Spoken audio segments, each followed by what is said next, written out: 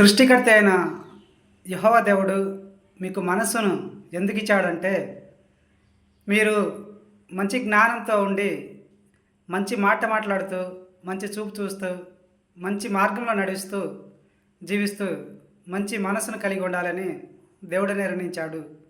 మీరు సన్మార్గంలో జీవించడానికి ఉపయోగపడే మనసునే ఇచ్చాడు. మనసుకంటూ ఒక జీవితాన్ని ఇవ్వలేదు.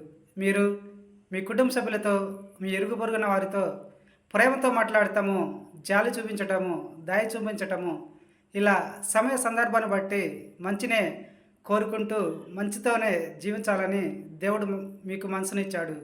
ఆ మంచి మనస్సుతో జీవించాలని దేవుడు నిర్ణయించాడు. కనుక మీరందరూ కూడా మంచి మనస్కులై ఉండి మంచి జ్ఞానంతో జీవించండి అని నేను మీకు చెప్తున్నాను. మీ శ్రేయోభిలాషిగా, మీ కింద మీ పనివాడిగా ఇప్పుడు